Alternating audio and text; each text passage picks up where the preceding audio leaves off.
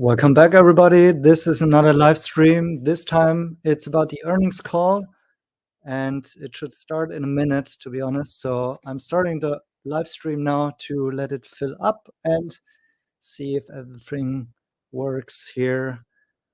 So awesome that everybody is joining us. I still have the tab open here from my live stream earlier. So the overview, mixed reports of Q1. You can see my earlier live stream today, which has been recorded, and will give you the same summary that I have here now. That is, it's mixed. Yes, we have lower earnings on the top line, but better on the bottom line than I personally have expected and that analysts have expected. Now they start speaking in the background. So the beginning, the remarks will be quite boring, and yeah, so we can use that maybe to go about a couple of discussion points that we also have here in my Patreon community in the aftermath of the NIO earnings. Again, a little bit of housekeeping. So please subscribe to the channel. This makes sure that you can comment during live streams as this one. And yeah, also feel free to push the notification button so you are sure to not miss out. And also, yeah, if you want to support this channel, you can do that and become a YouTube member to support the work that we're doing financially. That would be appreciated, of course, but it's not necessary. I run also this Patreon community, which are currently a nice group of around 300 investors, some of them inactive. Oh yeah, I should say I have a little guest here. I'm currently babysitting, but yeah, should not be a problem, I hope. So and yeah, so the Patreon community, we're discussing the aftermath here of the NIO earnings and the key takeaways.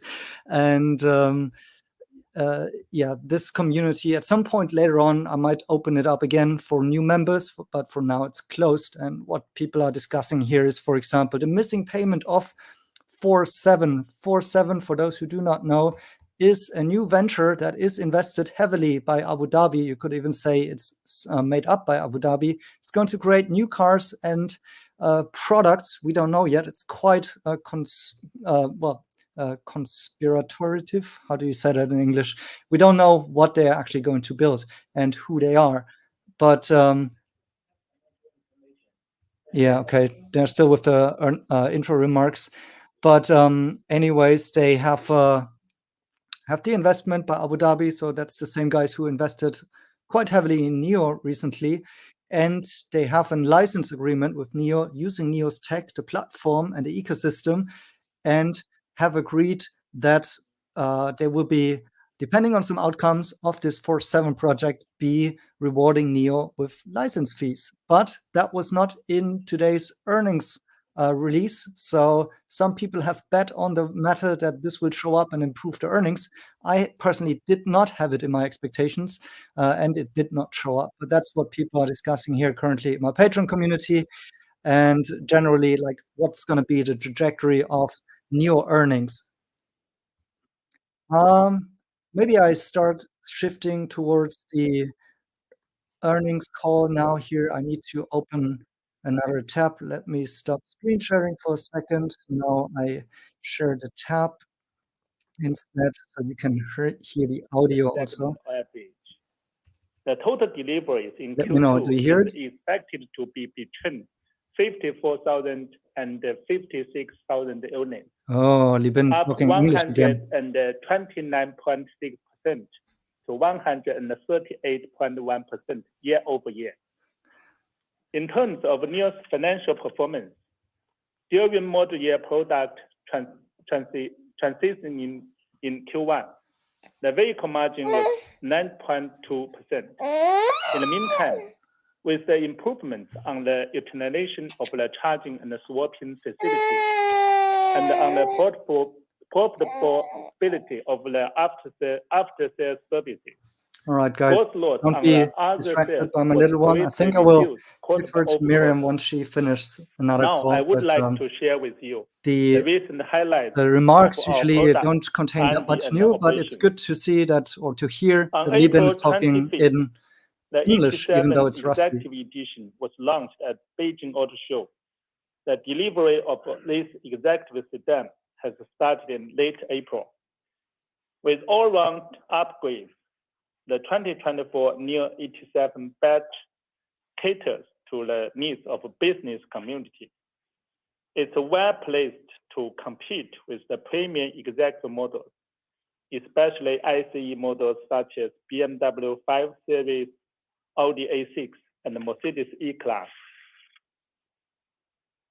In terms of NAD, on April 30th, we started to push Urban NOP Plus to all NT2 users, making it the largest release of its kind, accessible by more than 260,000 users on over 1.4 million kilometers of highway and urban streets, and in 726 cities in China.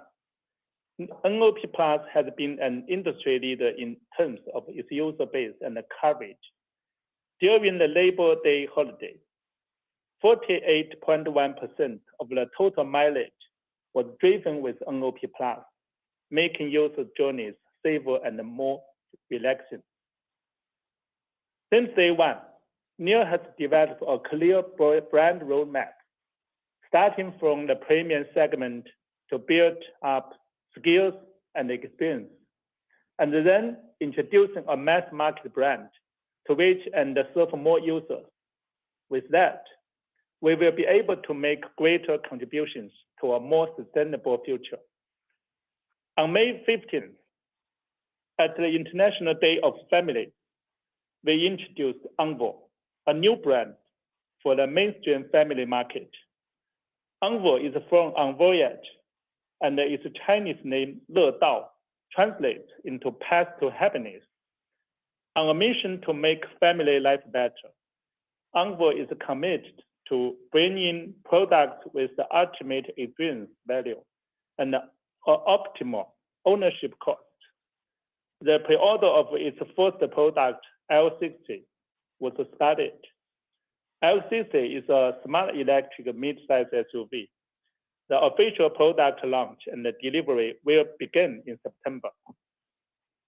The launch of Envoy has shifted us into higher gear, expanding our reach to a wider user base. As more people are aware of our technologies and the products, we will edge closer our vision of a blue sky coming. As for the sales and the service network, so far, NIO has 154 NIO houses and 388 NIO spaces, as well as 344 service centers and 64 delivery centers. About the charging and the swapping network, so far, NIO has 2,472 power swap stations worldwide and has provided over 45 million swaps. Besides, NIO has also installed over 22,000 power chargers and destination chargers. In the meantime, more industry players have joined NIO's charging and swapping network. As of now, we have partnered with Chang'an, Geely, JAC, Chery, Lotus, GAC, and FAW to jointly expand and standardize the battery swapping network. More investors have taken notice and recognized the value of NIO's charging and swapping business. On May 31st, NIO Power signed a strategic investment agreement of RMB 1.5 billion. With the support of strategic investors, NIO will be able to further develop its core technologies and expand the network. On May 13th, NIO was named in the 2024 Fortune China ESG Impact List. We have continued to show those social responsibilities and lead by example in the ESG domain to further contribute to sustainable development worldwide. Despite the fierce competition, our continuous investment in technologies, products, services, and the community starts to pay off and set us apart from others. NIO's premium brand positioning, industry-leading technologies, and innovative chargeable, swappable, and upgradable power experience have been recognized by more people, and thus driven steady sales rebound. We will continue to speed up software integration, optimize products and experiences, improve system capabilities and operational efficiency to gain a larger market share.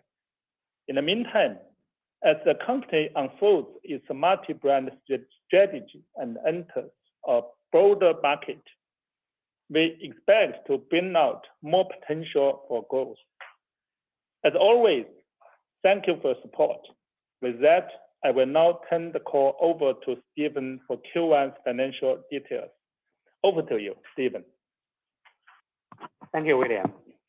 I will now go over our key financial results for the first quarter of 2024. To keep this brief, I only refer to amounts in RMB today. I encourage listeners to refer to our earnings press release, which is posted online for additional details. Let's begin with revenue. For the first quarter of 2024, total revenues were 9.9 billion RMB, down 7.2% year-over-year and 42.1% quarter-over-quarter.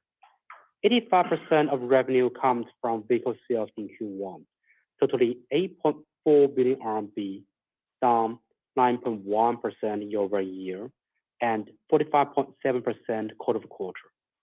The decrease year-over-year was mainly attributed to lower average selling price as a result of user rights adjustments since June 2023, and a decrease in delivered volume.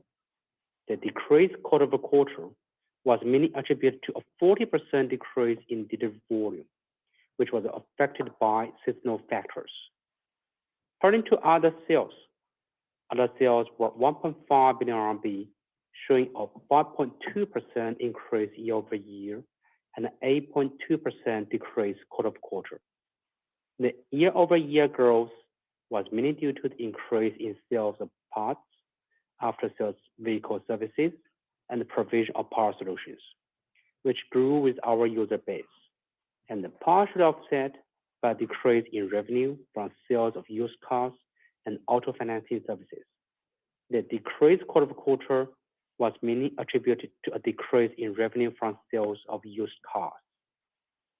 Then, let's have a look at the gross margin. Overall gross margin was 4.9%, compared with 1.5% in the same period of last year and 7.5% in the last quarter. Changes in gross margin were primarily driven by vehicle margins. Vehicle margin was 9.2% in this quarter, compared with 5.1% in Q1 2023 and 11.9% in Q4 2023. The year-over-year increase was mainly due to the decreased material cost per unit in Q1 2024.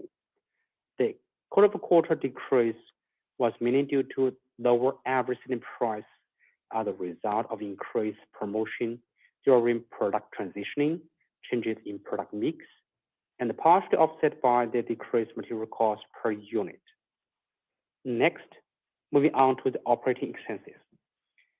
R&D expenses were 2.9 billion RMB, declined 6.9% year-over-year and 27.9% quarter-over-quarter, which was mainly driven by decreased design and development costs and decreased personnel costs in research and development functions in the first quarter of 2024.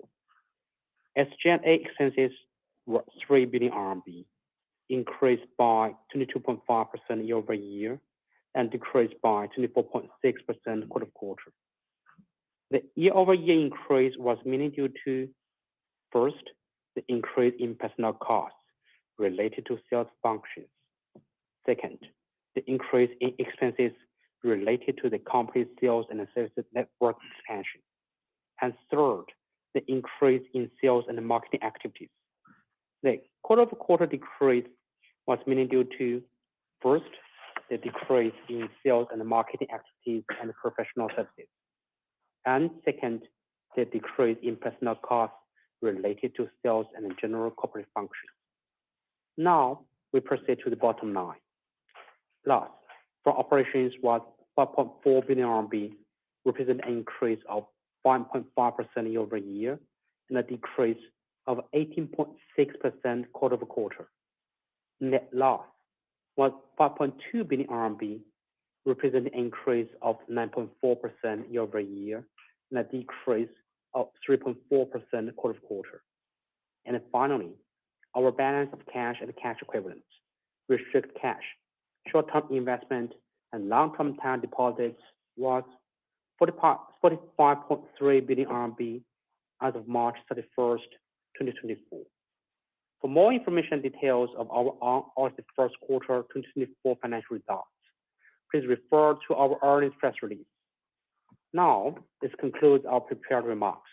I will now turn the call over to the operator to proceed our Q&A session.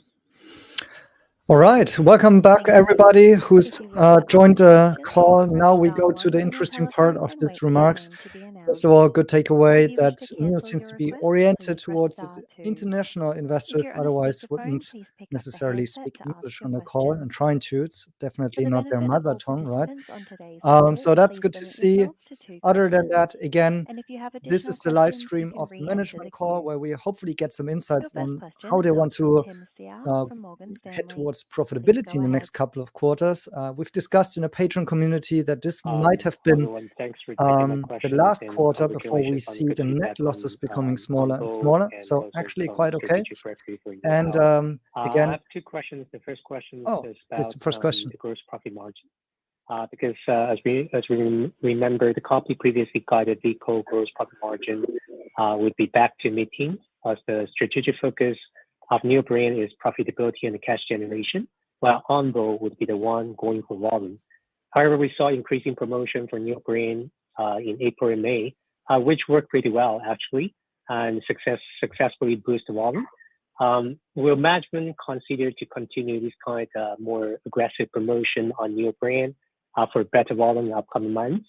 And do we need to revise down our vehicle margin expectation? That's my first question.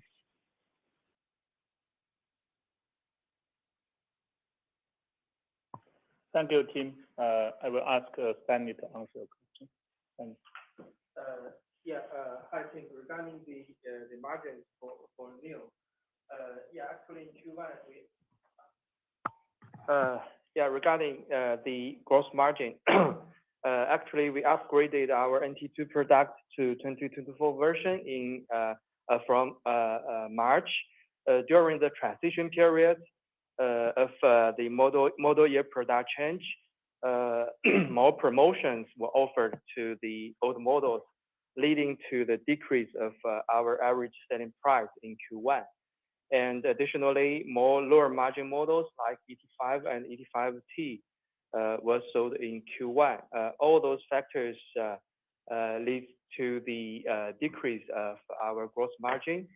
As you mentioned, we delivered over 20,000 vehicles to users in May.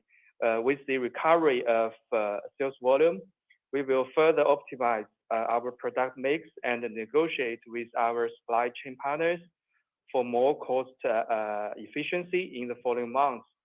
So we expect the vehicle margin will return to double digits in Q2 and continue to improve in Q3 and Q4. But considering the intensifying market competition, we will also be more flexible on sales policy to make sure our market position is secured. Thank you, Tim. Thank you. That's very clear. Thanks for sharing all the details. My second question is about NIO Power. As William just mentioned, I think NIO Power secures the first external strategic investment of 1.5 billion or around $200 million. So looking forward, will NIO Power get and accept more funding support from other car makers in the battery swap alliance? And separately, in addition to NIO Power, is there any other tech arms or business units within the group that could follow suit to seek external capital injection and be gradually carved out? Could management team give us some examples? That's my second question. Thank you. 好，谢谢 Tim。对这个 NIO Power， 我们这次做了这个融资的这个第一笔融资以后，我们大体上还在保持一个90%左右的一个股份。那当然后续的话，我们既然已经开启了它一个独立融资的计划，我们后续也会开放这个不管是其他的车企还是其他的这个投资人的这个投资啊，我们当然是开放的。那当然我们觉得 NIO Power 本身来说，它的这个长期的经营。So while Li Bin talks in Chinese about NIO Power investment, I think the explanation on the dropping margins and the lower ASPs, which I highlighted as a negative during my earnings report live stream, have been pretty well. And they most importantly confirm that going forward, those margins are going to improve because those effects will be gone in the next couple of quarters. And what I also highlighted, that we now see higher deliveries, and therefore we'll be having better unit economics, and therefore the margins, the vehicle margins, will go up in the next couple of quarters. So that's kind of the confirmation from the CFO team there. By the way, happy that we're now more than 500 people watching. Welcome everybody. This is a live stream, will be recorded. Everybody who's subscribed for more than 1 year is able to comment, so make sure to subscribe. And we will listen to the whole remarks, and I'll give my commentary around it from time to time. Li Bin made an opening remarks in English. Now he's answering in Chinese. We'll have the translation in a second. It's about the next point, which I found remarkable about NIO Power. Recently, we have just completed the first round of fundraising, and after this round of financing, NIO still has around 90% of equity in NIO Power, and NIO Power is now open for the external investors, be it investment from the investors or from the car companies. We are open for that. Of course, for the longer term, we do believe that NIO Power has a financial sustainability because we do have a promising and positive outlook for that. At the starting stage, as we need to build up the network for the power swap facilities, the upfront investment is relatively heavy. However, we do see a clear roadmap for the profitability with NIO Power. Let me share with you a number. Right now, for the break-even point of a single power swap station, it's around 60 swaps per day. And if you look at our current power swap service, every day on average, we offer around 100,000 power swaps with around 2,000 stations. It means that for each station, on average, they are already providing around 30 swaps per day. So for the longer term, we do see a viable roadmap for the sustainability and also the profitability of our power swap business. Not to mention that we can also leverage the revenues contributed by the energy storage and also the flexible battery upgrade of the power swap. Thank you, Tim.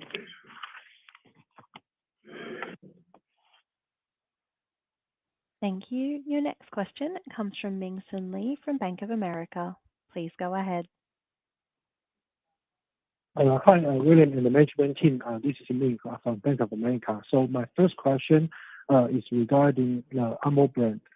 So right now we are close to the end of second quarter. So could you give us some guidance regarding on your sales channel expansion and also CapEx expense related to Anmo brand? And also could you give us a rough product pipeline for the Anmo brand? Thank you. That's my first question. Thank you, Ming. 我们目前的计划是乐道在9月份交付的时候，我们会有100个门店，这大概100个。So while Li Bin is answering in Chinese again, and I possibly don't get much speaking time during this earnings call because they're talking in English quite a bit this time. Let me just quickly talk about NIO Power. It's one company that is a subsidiary. So in the NIO holding, there's one company in China, it's NIO Power, and so that's wholly owned by NIO. Don't confuse that with the NIO Battery Asset Management Company, which is a separate external company in which NIO holds around 20%. Thank you for NIO your Power is question. 100% Our current owned. plan is that when we start to launch and deliver the first product of Onvo in September this year, we're going to open up around 100 stores in China. CapEx-wise, as Onvo's sales stores or point of sales does not come with NIO House, which does not require heavy investment in that case, the overall CapEx will be pretty efficient, around 1 to 2 million RMB per store. It won't be a very heavy burden from the CapEx perspective.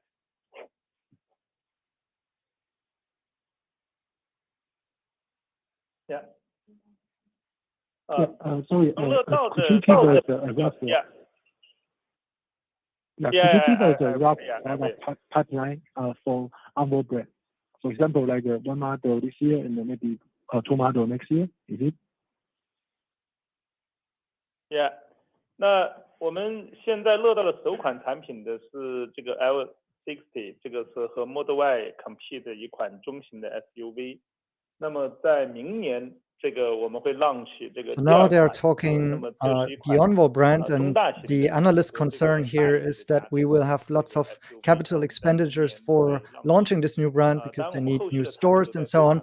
I've posted pictures on X where you can see, for example, delivery centers of NIO that right next to it already have an Onvo point of reference for after sales or maybe delivery and so on. So they make it with a low footprint, and I think we can assume that parts of that has already been in Q4 and Q1 earnings reports included.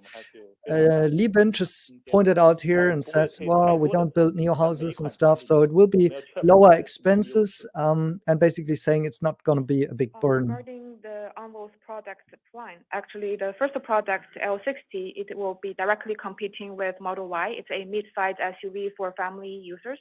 And the next year, we're going to introduce the second product from Onvo. It will be a mid-large SUV for bigger families.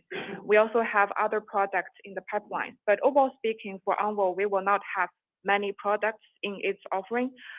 We will be focusing on enhancing the market share and also the sales volume of each product in their respective segment. Overall speaking, the total sales volume for Onvo's segment, which is a family car market with a starting price of around 200,000 RMB, the total size is around 4 million. And we do believe that we have a good opportunity and room for growth in that segment. Thank you, Ming. Yeah, thank you, William. Thank you, William. And my second question is related to your third brand, because we read the news today that the Fire brand could be launched or shown to the market probably by the end of this year. And could you also give us some latest update on the third brand? And last time during the earnings call, you mentioned that probably Fire brand product could be sold in NIO House or NIO Space. So could you confirm on this network strategy? Thank you. 谢谢。Firefly 目前我们研发的进展总体上都是比较顺利的啊。那么这个产品，这个车在几个月前，其实我就已经开过了。这个应该说表现非常的好啊，我非常喜欢。它的定位的话呢，在中国的这个定位的话呢，是这个精品的小车啊。虽然它的价格是10几万的人民币，但它本身是一款按照非常高的标准、安全标准和这个 quality 的标准设计的一款 boutique 的一个。So quickly, like 那么我们从目前的方向的角度来讲，在中国会和 NIO shareholders own NIO Power? Yes. So NIO Power is a NIO company, and that's just gone outside investors and raised money. That's what they're doing in China. And so they have raised money at a 1.3 billion valuation for NIO Power, roughly. Sorry for the sound and volume management. I try to make the sound for the earnings call up to 100% every time. And maybe I need to dial down my Regarding our mic volume. Firefly, the R&D activities are in good progress. several months ago, I've already tried one of the early builds of their first model, and it's pretty good. Regarding the Firefly product in the Chinese market, it will be a boutique compact vehicle. Although its price segment is around 100 to 200,000 RMB, but it will follow a very high standard for the safety and the quality. So it will be a well-designed boutique car for the Chinese market. In terms of the sales channel, it will also share the point of sales with NIO, just like how Mini is sharing its dealership stores with BMW. We will be using the similar approach. However, the selling price of Firefly will not be as expensive as Mini, but product-wise, it is definitely a very good product. We will start the product delivery from the first half of next year.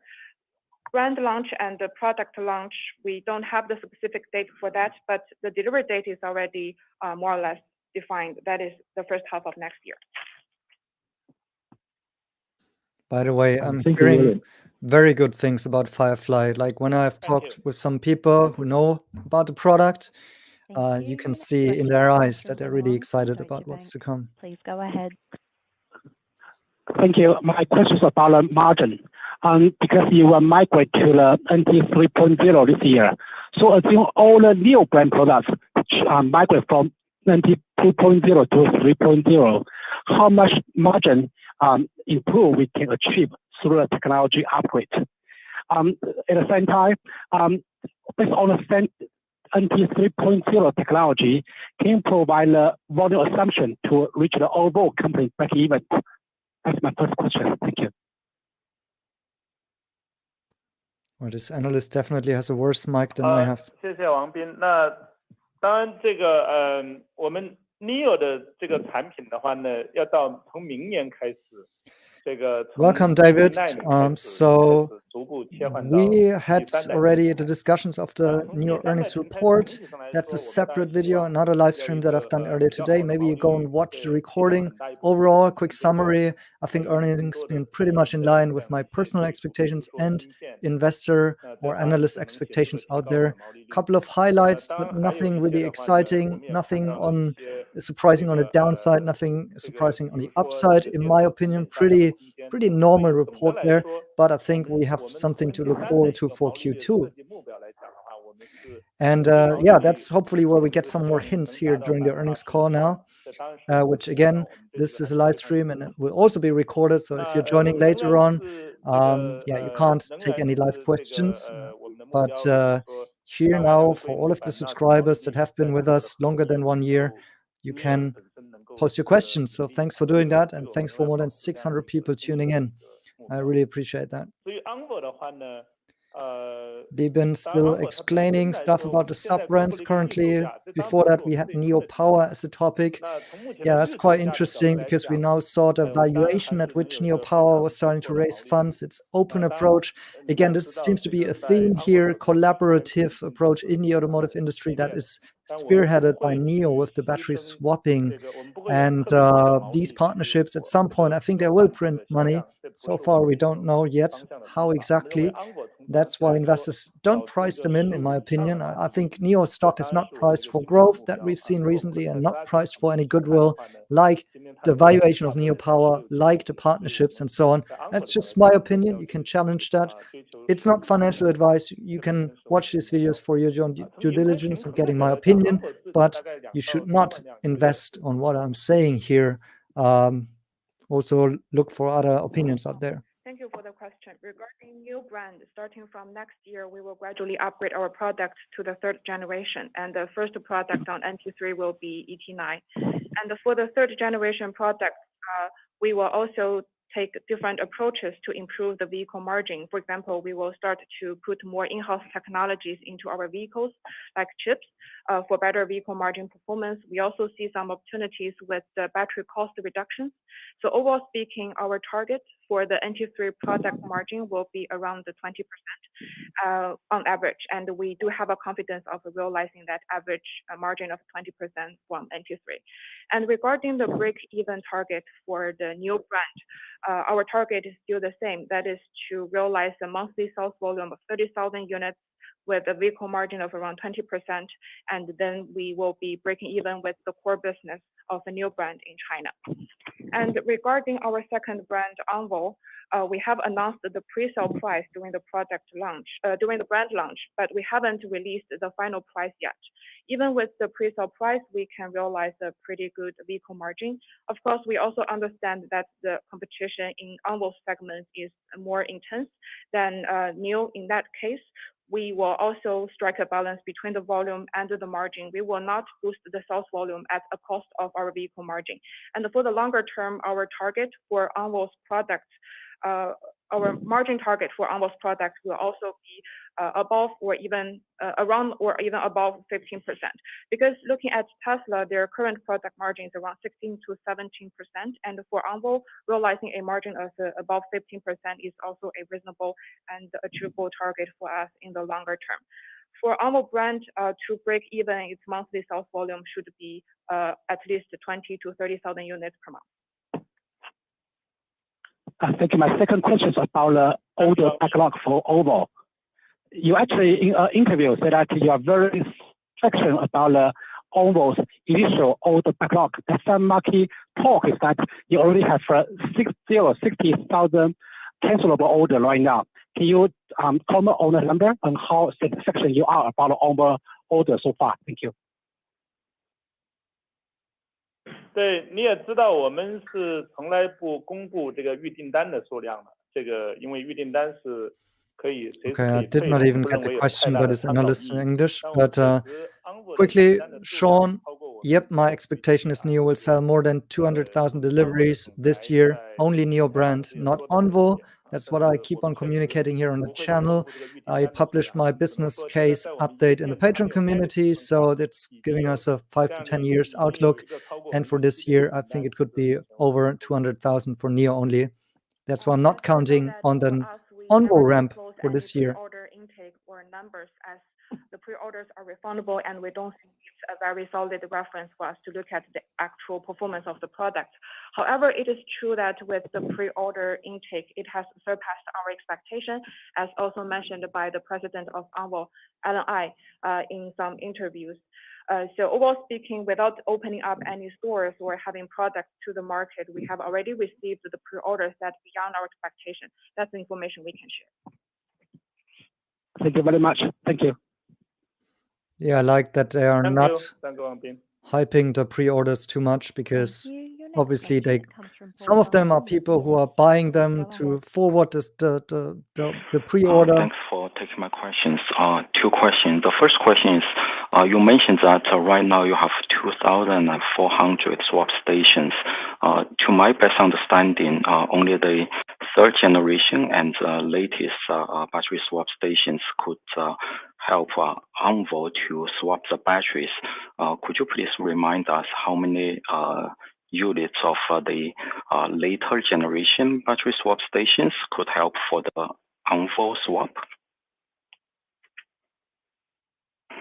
谢谢。我们 Sorry, 3代 that's 站 a 的 lazy 话呢， question. I think 要经过一些改 this 造， analyst 但这个 should 改 do 造 his 的 work 数 and 量 come 当 up 然 with 是 this 大的， number 大概 on 是 its own. 10 But 万的这个 anyways, 一个数字吧，大概30万人民币，差不 again, 多 to 30 the 万人民 question 币 about 左 NIO 右。 Power 改造的时候 and 就 battery 可 asset 以给车 management, 道用。然后 while 我们 Li 3代 Bin is 站 talking 超 in 过 1000 Chinese 座 and 的， answering 3 it. 代站本身就超 NIO 过 1000 Power is wholly 我们 owned 从 by 6月 NIO. 份 It's 开 under 始 the 就 NIO 是 Holding. 现在在下 NIO 周 Battery 就 Asset 开始 Management 正式的 Company, or the 入驻。 Battery Asset Management Company, 那 is 么 an 4代站 external 当然就 company, 是它 partly 上 owned 来 by 就 NIO. 可以 NIO 这 Power 个 is a 可以 company 兼容这 that 个乐道和这 NIO 个 is now 安 looking 博 to 和 open 这 up 个 and 那个 has NIO 的 just 平 raised 台。 funds 当然这个我们今 at 年这 more 个 than 1 billion 还会 USD 根据整个市场的计 valuation 划 by 去 investors. So this 看我们 gives 到 you 底 some 需要部 sense 署 of 多少换 the 电站， value, 但 the 所有的 future 4代 value that 站当然都 investors 是可 are 以给到 seeing 乐道用的。 in this 所 battery 以 swapping 今年如果 and 看这 NIO 个目前 Power, 的 because it's 这 not 个 only 进展的 swapping, 表 it's 来 also 讲的话， charging and so 我 on, 认为到 revenue streams 到 of the 年底的话， future. And 能够 it's 给乐道 been 用的道 funded 数， by 乐 Chinese 道用的这 capital, 个供 in 应的 this 占比 case, 肯定是超过 actually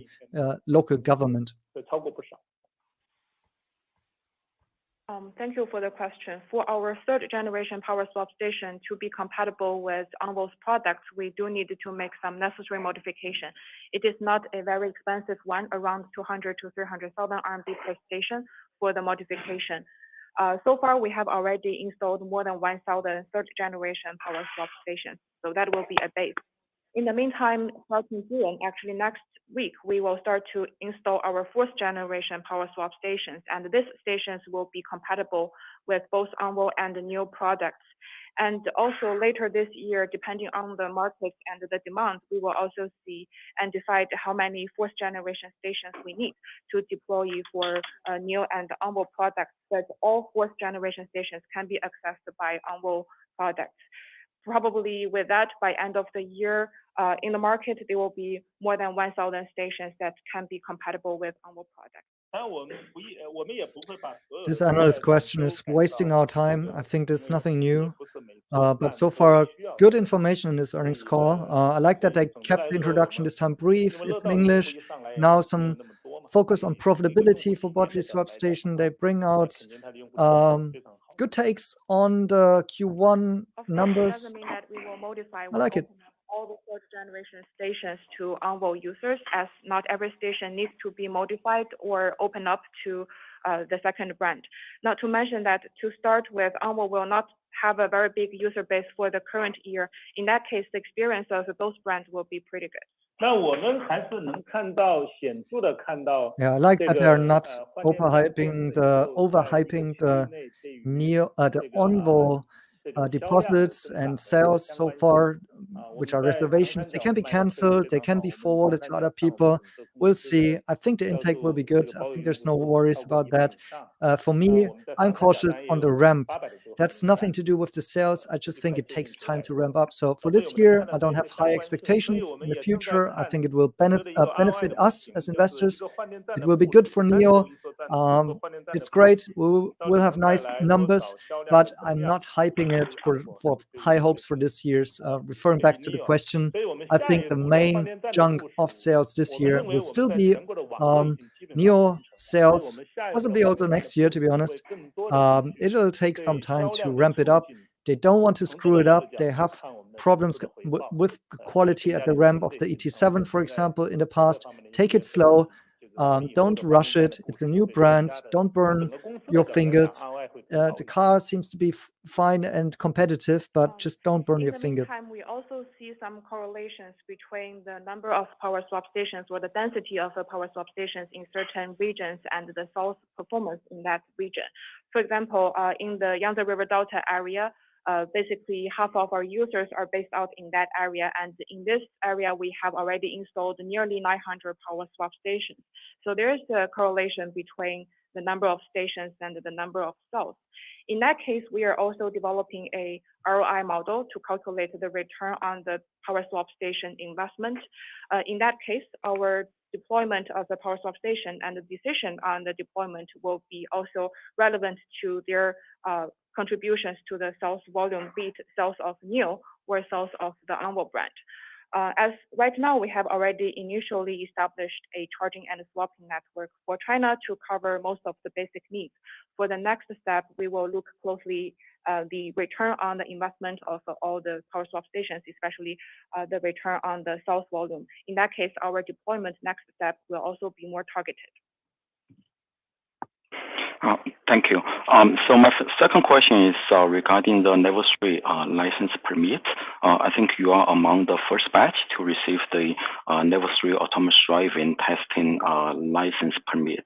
How do you plan to utilize this opportunity, and how should you further develop on the autonomous driving technologies? Thank you. 谢谢。对，在2天前呢，我们刚刚获得了工信部等4个部委的这样一个 This question, I'm not so sure how important that will be, the news around the L3 license. I think more people are, like Andrea here, interested in the 4.7 license agreement. I've talked about this in my last video and in the beginning of this one. It was not in the earnings report, so possibly some revenues are coming in the future due to that model. Maybe I should do a dedicated video on that topic, but it wasn't part of this earnings report, but that only gives us the upside of that in the coming quarters. And yeah, we should look forward to that, I think. Thank you for the question. Yes, 2 days ago, we have received the L3 testing permit issued by 4 ministries, including MIIT. And also, among all the startups, we are one of the earliest to receive the first batch of permits issued by the government. This also represents a recognition of our technologies. For the next step, with the permit, with the testing capability, we will be able to keep more frequent communications with the government regarding the application and also the testing of the higher levels of autonomous driving technologies, which will also be very important for the entire industry. Thank you. Thank you. Your next question comes from Yuqian Ding from HSBC. Please go ahead. Thank you, team. My first question is probably still an extra mile on the margin and pricing. So second quarter, probably we're going to see higher economic scale, almost doubled versus the first quarter, yet the promotion and also lower mix likely to remain as a dilution. So you talked about the flexible pricing earlier. So could you put us in a bit more context about how we prioritize pricing, mix, and volume, and each of them weighting on the margin side? 谢谢于倩。我想我们5月份、4月份、5月份销量的增长是一个综合的一个结果吧。当然，首 Let me 先是我 quickly 们完 comment 成了 on 产品 this 切换，我们 topic of L3, L4 license. I think the main benefit here is that NIO's named with all of those big names of getting this license. The license, in my opinion, is mostly about V2X technology, so it's vehicle to infrastructure as put out by the government, public, that makes it, a smart city, basically an interaction between the car and the city and so on, and that the cars can test L3 and upwards autonomous driving in certain areas of the city. NIO is already doing lots of that already by now. They don't depend on V2X for their NAD or NOP plus beta rollout. It's not necessary to have this license in order for NIO to come up with autonomous driving, in my opinion. So that the path forward by Ren Xiaoxing on NIO Innovation Day was a different path. So just be clear about that. So still being able to officially test them in those designated areas on top of what they're already doing and being integrated in those connectivity patterns by the government, I think is of value, and at least some, let's say, there's not many players like NIO with that size playing up in that level with the GDs and the FAWs and whatever. I don't know the names by heart now who else got it, but it was really the big players, right? And so, yeah, maybe that's my answer on the technical feasibility and the importance of that license. At the same time, I think it also is not saying anything about Tesla FSD in China, which we had news about them partnering with Baidu and so on. I think in previous videos I said that for me, the issue is where the training data will be compiled and trained, and I don't think that Tesla will be allowed to sending it outside overseas. The most important part right now is that NIO has more advanced ADAS capabilities in China currently that are more advanced than what Tesla can currently offer there. NIO is in the top 3, in my opinion, with Huawei and XPeng. And Baidu is doing some other stuff. They're also quite well, but there are different approaches. So that's how I see it. For Tesla, I think what they show with FSD in the US is more advanced than what NIO is currently showing with NOP plus beta, but more on that in separate videos. I've been taking some rides in NOP plus beta in Shanghai recently, and I will continue on, giving those insights forward, and I will make separate videos on that. Thank you for the question. In the April and also May, we have witnessed the increase in our sales volume, but such increase is actually due to multiple factors. The first is we have just completed our model year facelifts in the first quarter of this year. With that, it has significantly improved the competitiveness of our products. And secondly, we have adjusted our BAS policy. This March, we have announced our long life battery strategy and also the adjustments to the BAS monthly subscription fee. by optimizing our operations and also working with our battery suppliers for longer battery warranty, we can prolong the lifetime of the battery and lower the monthly fee for our users. This is actually a very important approach to boost the take rate of the BaaS service. After the announcements and adjustments, the take rate of the battery as a service has raised to more than 80%. Also, we are offering some time-limited promotions on the BaaS service. Right now, our users can buy 4 months of the BaaS and enjoy 1 month for free. The third reason is regarding the improvements on our sales capabilities and capacity. In the second half of last year, we realized that we didn't have enough sales capacities and capabilities, which means we didn't have enough point of sales or the salespersons on team.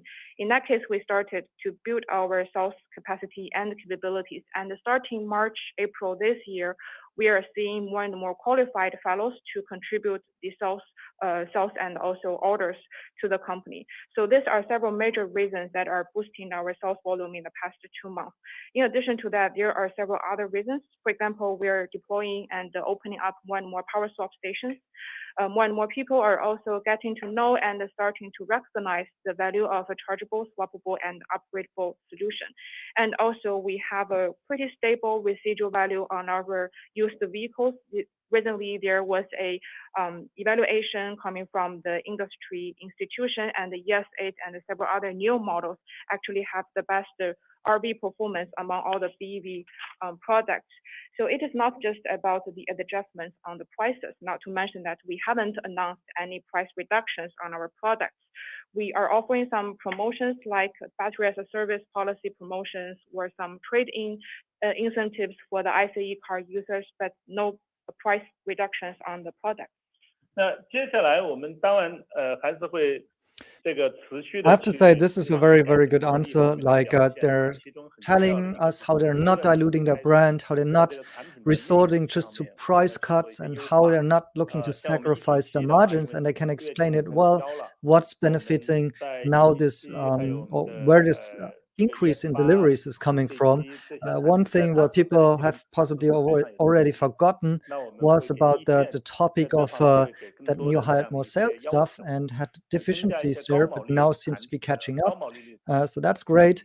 And they're also outlining, what's to come, and also a very long-term view here with the resale value.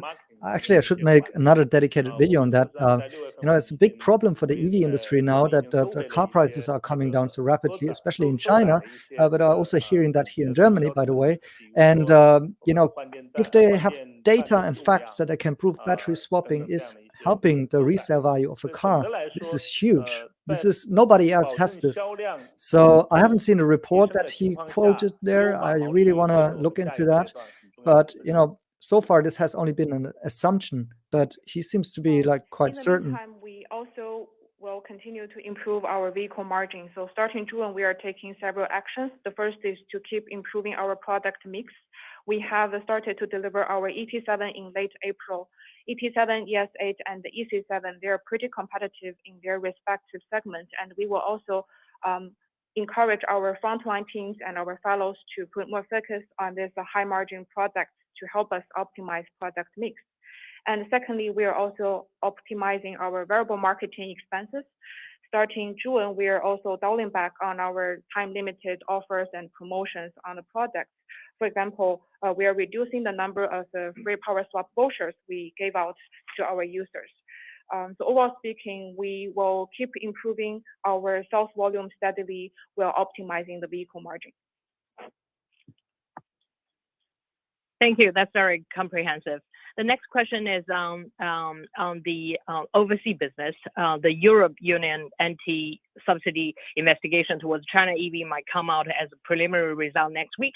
So could we have an update refresher on NIO's overseas footprint, including Europe and also Middle East?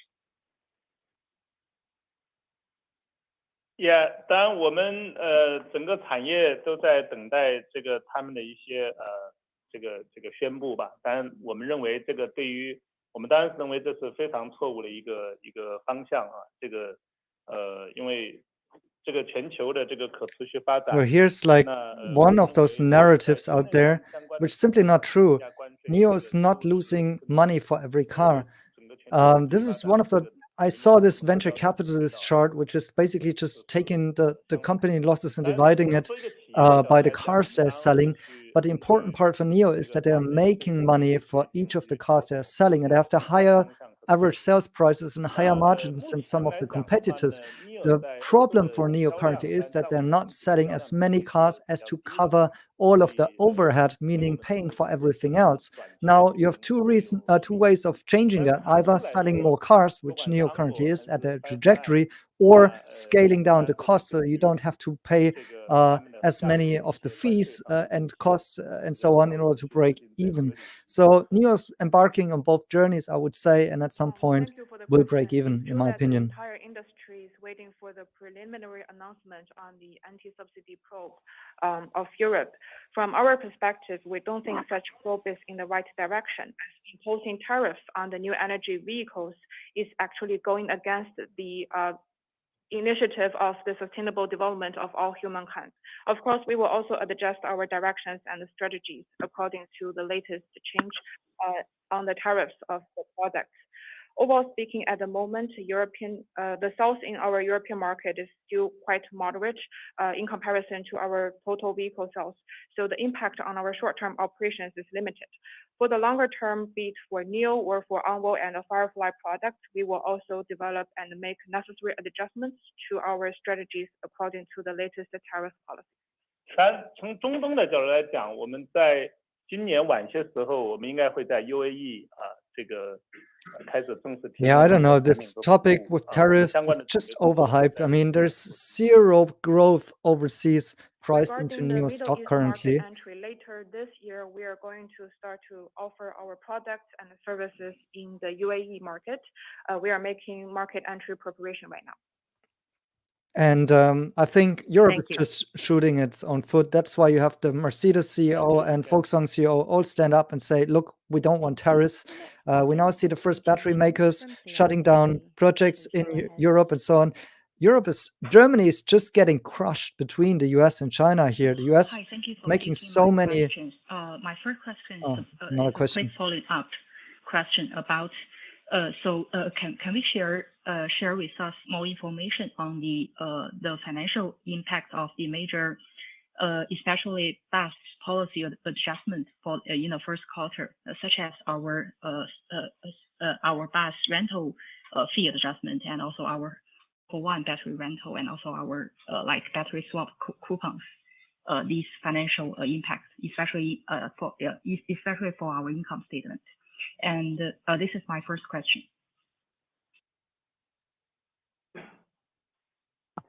Yeah, about the bus price adjustment, I think two parts. First is about the price reduction from like 980 to 728. Currently, no material impact to NIO's revenue and gross profit margin.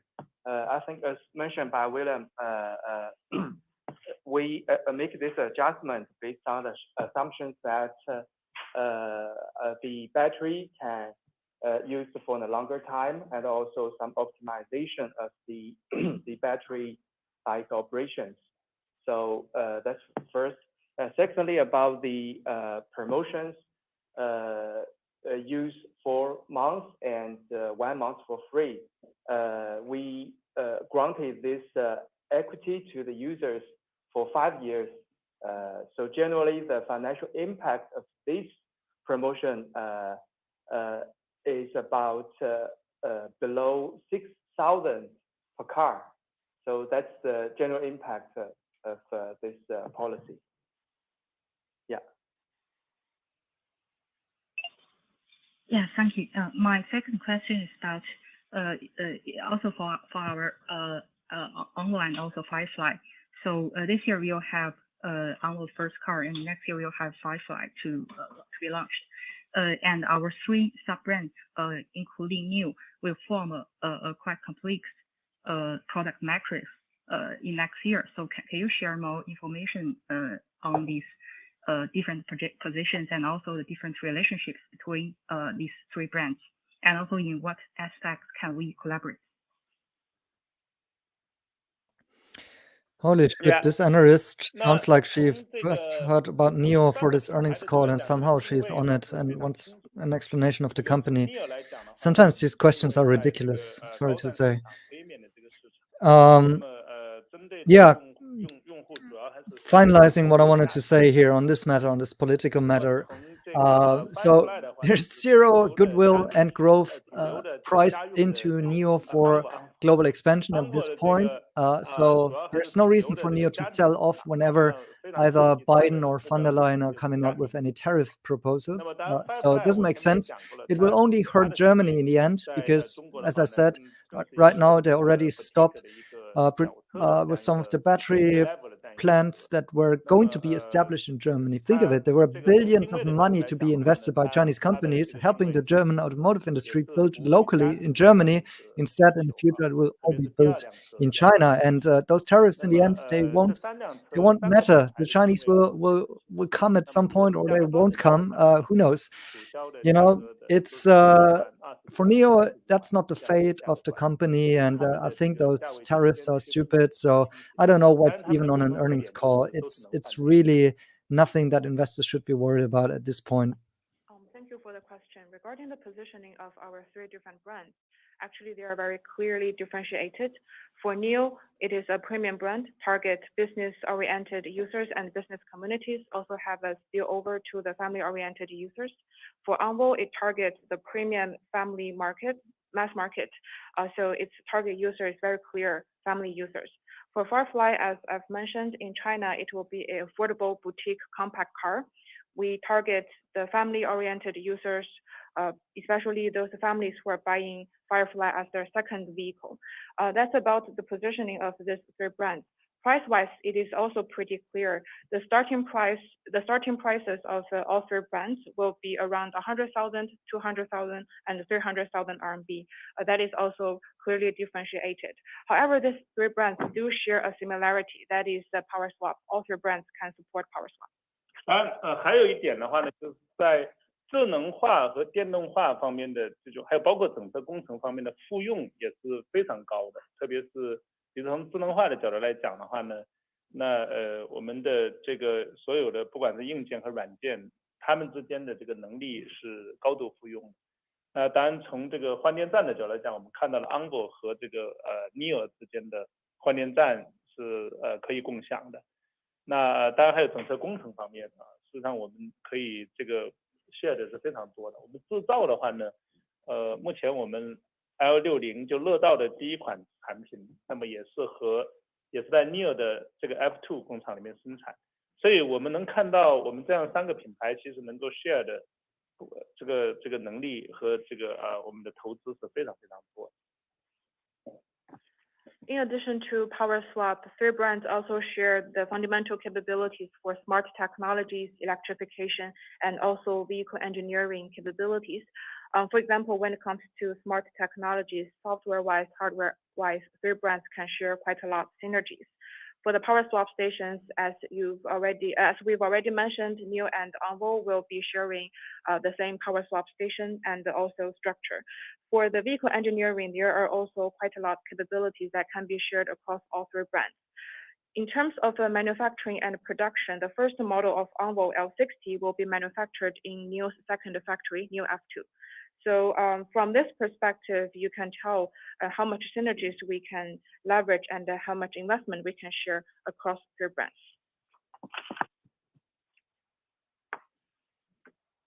Thank you, Chang Jing. Thank you. Your next question comes from Tina Hou from Goldman Sachs. Please go ahead. Thank you for taking my question. So my first question is regarding, actually just now William mentioned to keep the volume steadily increased and then to improve gross margin. So 在销量稳定提升的前提下提升毛利率.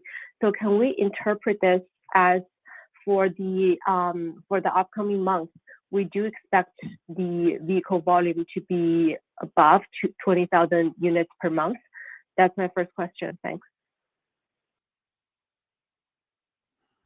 谢谢 Tina。 What a 对， short-sighted 所以我们 question. 从目前来看 Next 的 month. 话，我们 Why 看到 next 我们 month? 需求的话呢， We're talking 是 about the future of a 还是非常 company 稳 here 定的。 that is 我 in 们当然 startup stage, and you're asking 近 whether or 期 not 我 the 们 next 要 month 面 will 临 be 的一 above 些 or 小的 below 烦恼，就 20K. 是我们这个 Don't 在 you get 6 月 now 份 that 在5月 NIO 份， fluc超 我们 quite a 的 bit 订 and 单 it's 的需求基本 volatile 上 in 是已经 sales, 超过了我们的 but 产能 the 了。所以 trend is 我们 up? 基本上 I 这 mean, 个 5 come 月 on, 份的 that's 交付量 ridiculous. 是 Ask 我们 some 当月 serious 的目 questions 前的 about 最大的产能。 how 所以 how 这当然 did 对我们是 you 个 get 幸福的烦恼。 attractive 总的来说 investment 的话， by Abu 我们 Dhabi 看 and 到我 what's 们 this 的 whole 这 thing 个 about? 订单 And 的 but 增长 why 还是 did you make 非 that 常 deal 这 at 个 such 稳 low 定和非 valuation? 常 And 这个 why 持 does 续的 it 在增 cost 长。 maybe better 所 give it 以 to 总的来 Bail 说， or 我们 NIO? 对 And 接下来 what's 的 going on? What's 这 with 个 47?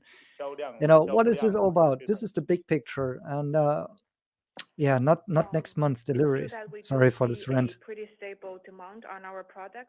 Recently, we do have several small headaches. For example, in May, actually, the order demand has exceeded our production capacity. So the actual deliveries we achieved in May basically means the maximum number of vehicles we can produce for that month.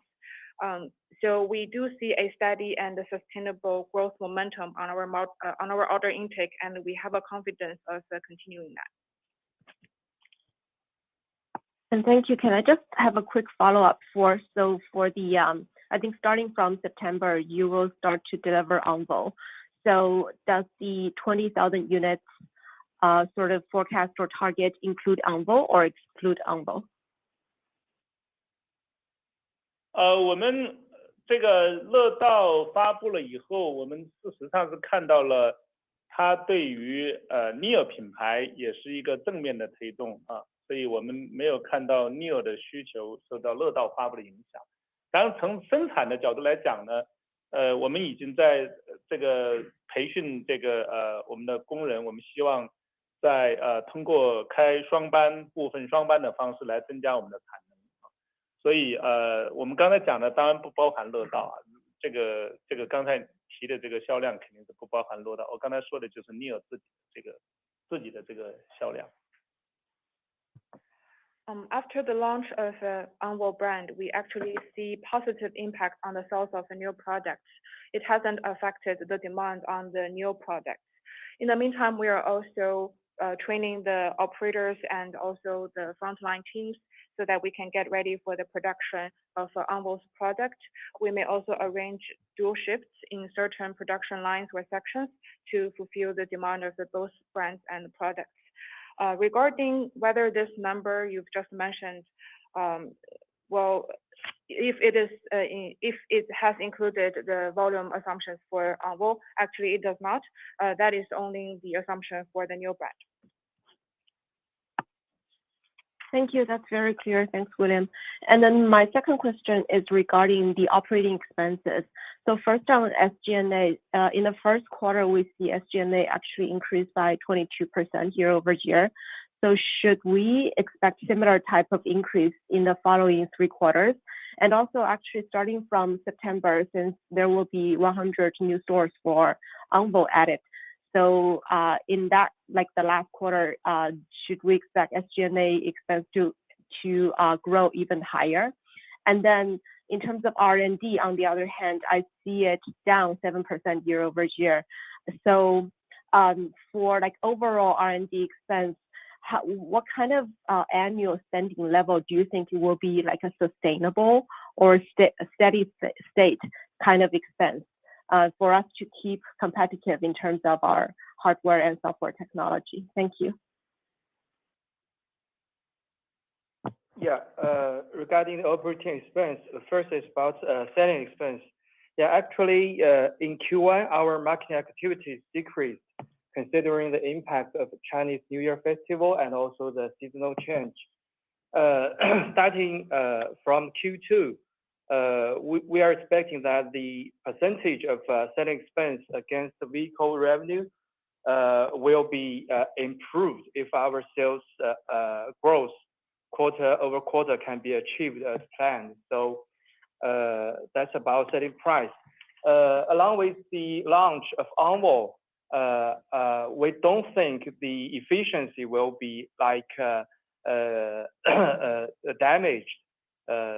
since with the volume increase of onward, we will have a larger sales revenue. So this is about the efficiency of selling expense. For the R&D expense, the fluctuation in Q1 is in line with the cadence of our R&D activities, especially the development of new vehicle models and core tech. Generally, the forecast for R&D expense in 2024 will be consistent with 2023. That is to say, the non-GAAP quarterly spending will be around 3 billion RMB. I think this outlook is consistent with our prior quarters statements. Thank you, Tina. Thank you. Yes, I understand that in terms of SG&A as a percentage of revenue, it's going to decline. But just in terms of the year-over-year growth for SG&A, shall we expect it to grow more than 22% this year?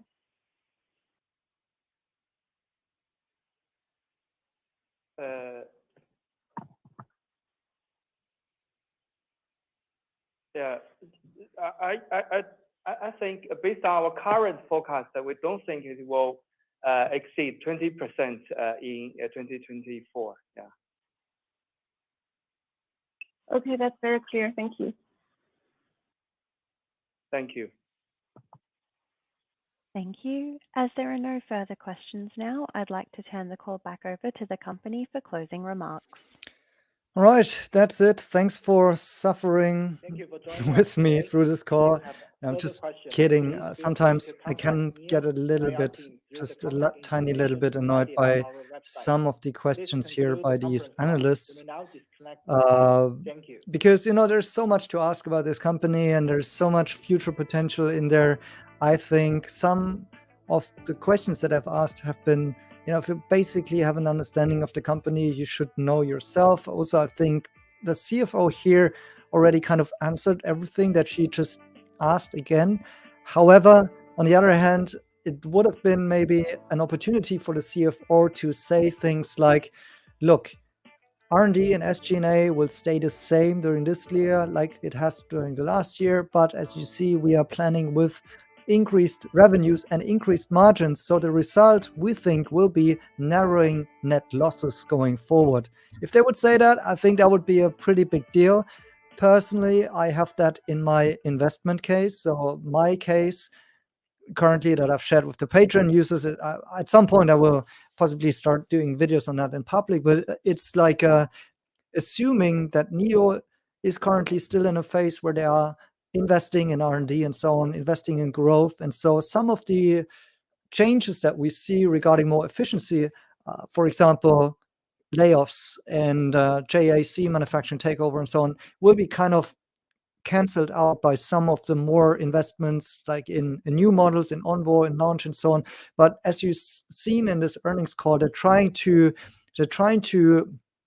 talk the effects of that down a little bit and guide our expectations towards that. Onvo is not going to be another NIO. We won't take the NIO houses. We don't need extra money and impact on our net bottom line here in order to ramp up this new sub-brand. I think that's my takeaway, at least. You may have a different view, but so generally my outlook here is that going forward, we will see narrower net losses, meaning the net losses that are currently around 700 million, which is not nice to see, but they will go down over time. And I think, that's just a function of continuing to grow on the top line, which they've demonstrated now recently. I'm just looking here to maybe open another slide deck for you. So I take a couple more minutes here to go over some of your questions, maybe until maybe the market opens. But let me just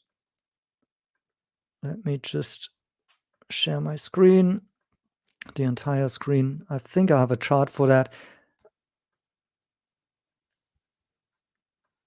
So that's what I'm talking about here regarding, I mean, I keep on coming back to this chart, but you see this big fluctuations, but the overall trend line is up. So we might see, next month, the question was from the analyst, next month, will it be here again, or will it be lower, or will it be higher? Well, I think what counts here is that the overall trend is going up, and at some point, I'm hoping it will be even exponential. So meaning this red dotted line here will starting to bend upwards, and we will see higher lows continuously forward and higher highs in these metrics, the deliveries per business days.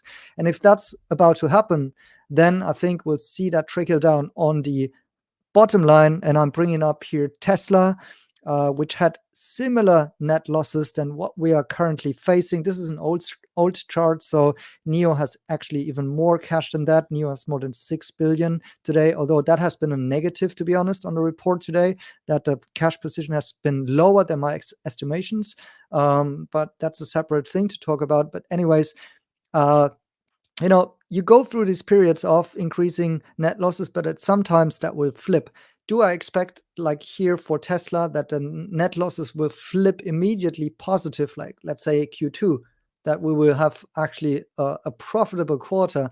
I don't think so, to be honest. I think it will be more of a gradual move up here, and then hopefully starting to print like Tesla has. By the way, I'm not making this comparison in order to say NIO is the next Tesla and it will be exactly like this. I'm not saying that. But just to give you another example how those type of things can and should actually work out if you're planning for investing in a startup. And so currently, to be honest, I think NIO really is on that trajectory. And so I'm hoping that the next quarters will actually indeed show those narrowing net losses. And so we might have seen, I think actually this one was already a slight narrowing, but not in a significant way that people would take it as a surprise, a positive effect here. It's more like in line, but still it's less than in the previous quarters. And so, this is where I was hoping maybe a little bit more of both on the insights from the analyst questions, but also on the information that the CFO has given out. But on the other hand, maybe it's also good that I are not hyping stuff up too much, like, Onvo, for example. I think we've seen quite reasonable, realistic takes here also regarding the orders and so on, and the impact also in terms of financials. So overall, a very decent earnings report and earnings call, in my opinion. I think they're getting a little bit better. I think you can see that they are taking some of our suggestions, for example, talking about profitability of battery swapping, talking in English, taking out some of the remarks that have been not in the best way they could frame it in the past, in my opinion. So I do see some improvements there in the earnings call, in my point of view. I was just hoping maybe to get a little bit more in depth, for example, on the Abu Dhabi deal, where are still question marks. Why have they taken on this investment by Abu Dhabi? Of course, they need money, but why did they not make it, for example, earlier or in a different way that wouldn't have diluted shareholders that much? To be honest, dilution is also over talked, and for example, especially in some of the YouTubers' commentaries out there, it's quite normal for companies at this stage and startups to raise money. I think that's why they're going public in the first place. So it's nothing unusual. The thing is, like, as long as this will guarantee future success, that's a good thing, to be honest, right? Because if they were not going to raise that money, obviously the company would not continue on, building their vision and possibly becoming a success case at some point. So yeah, we're in that boat. We need that from time to time, but there's questions around how you do that and what are the benefits towards it. So we've still got so many question marks about the Abu Dhabi deal in terms of how does it help us strategically. There are hints out there, for example, with I don't know if I have that open here. Yep, here the remarks 4/7, right? So there has been some chatter going into this call, like 4/7 is a company that is owned by the holding company of Abu Dhabi government. And so obviously they are funded by Abu Dhabi, similarly as now NIO being 20% owned by Abu Dhabi. Now, this company, 47, has made a license deal with NIO, basically saying we are going to access NIO technology. That might be the battery swapping technology, that might be something else, but they are going to pay NIO for that. An upfront fee, which according to what I've seen in this earnings report, it wasn't disclosed. I don't see any contribution in Q1. So this might come at a later stage. But I think the real impact will actually come, usually the deals are like that over time for each of those things that they're making with the technology of NIO, they will continue to pay royalties ongoing. So this is actually similar to software as a service. It's high margin, it's ongoing, and it's a new revenue stream. So that's a big positive. But NIO's not talking about that in a big way, and analysts are not asking the questions about it. So would have been nice to get something like that, because on the other hand, you have some big investors like Bailey Gifford currently reducing their stakes or even selling out of NIO, maybe because they're not happy of how this Abu Dhabi deal has been going on. That's just my personal speculation here. I don't know it, but here that's where we would need more transparency and a little bit more outlook on, has the vision changed? What's the trajectory? And what's the path forward? And how does that help us? How does 47 and Abu Dhabi help us with that? So yeah, that's a little bit of what's sometimes getting me annoyed. Other than that, I think it's been pretty good call, as I said, where I think it has been actually a solid expected result, and every indicator right now is actually going more in the right direction than into the wrong direction. Like if you sit with me through the other earnings calls, like the last 4 earnings calls, yeah, they have been struggling, right? There have been lots of things going wrong, but now we're going into the right direction, and hopefully with a good earnings report, actually a good surprising earnings report with Q2. So that's something to look forward to. And now I talked a lot. Now let's maybe talk through some of your questions before I wrap things up here. Do you have any info about sub-brands? Are they under NIO CapEx? Yes, they are under NIO CapEx. If that's the case, shouldn't the sales of Onward Firefly count towards balancing of financials? Yes, they will fully be going towards the NIO balance sheet, both in revenues as well as profits, as well as cost, everything.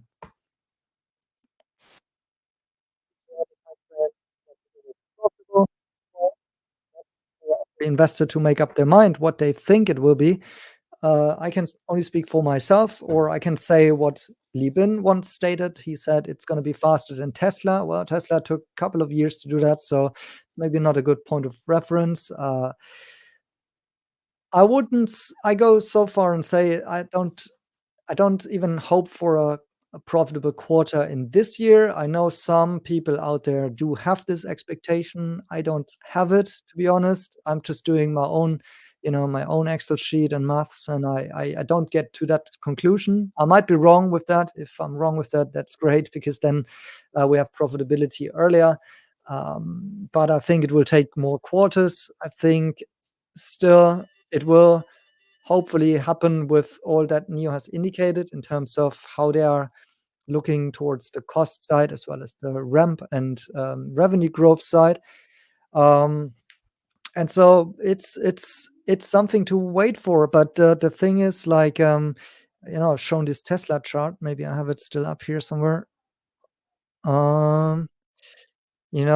This is Tesla, and it's just showing where they have printed here the first profitable quarter, second profitable quarter, even more.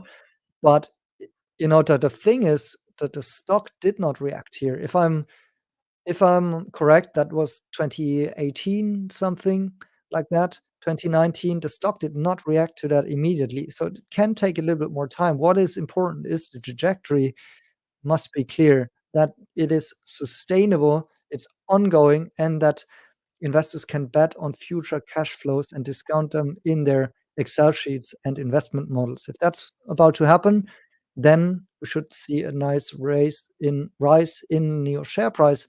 But I think even before that, we could see a nice increase in the share price, just given on the fact that NIO is now back on a growth trajectory in terms of the top line.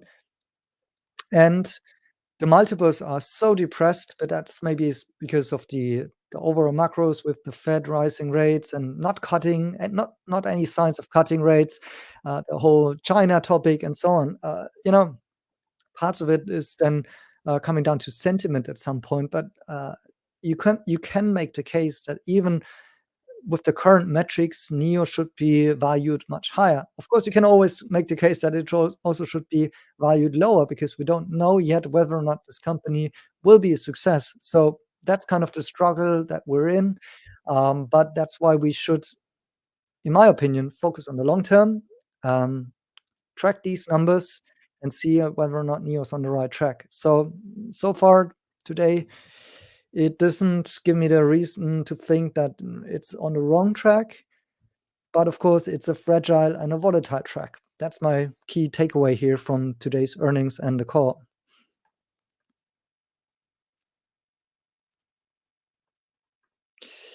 Are you gonna do a video about XPeng and going EREV? No, I don't think I will make a separate topic on that. First of all, whenever I make a video about Li Auto or XPeng and I'm not positive about it, then I also just receive some negative comments and hate. So it's not really worth the efforts. I think most of my investors are or viewers of the channel are more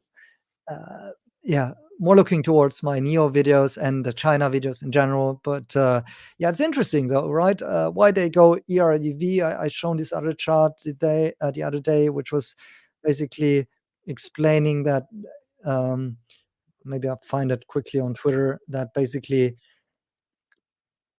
the world is going fully EV, BEV, and I think investing now into EREV, which are parts of the hybrids, plug-in hybrids, so here you go, is not necessarily a success case, given that 2026, 2027 might be the largest part of this market, and then taken over by BEV. So that's where the growth is happening.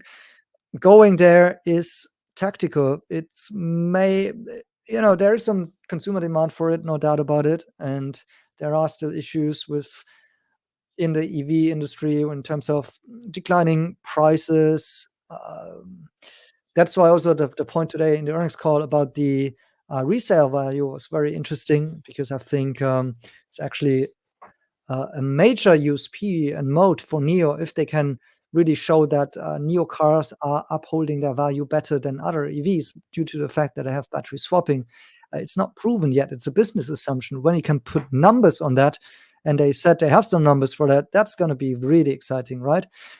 So other than that, EREV is the hot thing right now, right? Like Li Auto and Huawei, they're doing well. They're selling well. It's profitable, but this is not a short run. It's a marathon. So you want to be invested in the BEV segment, in my opinion, because that's going to be the future. And we've seen how hard it is for a company like Li Auto to switch to fully electric, like the mega sales. So far, unfortunately, I'm rooting for them if they make it, but it's been a disaster, to be honest, right? So it's not, the decision has not been made who is the winner in the long run. And in my opinion, the best players in the game so far are Tesla and NIO. That's just how I see this. But that's just my opinion. You need to form your own. I put out the data here and given it that you can discuss it. All right.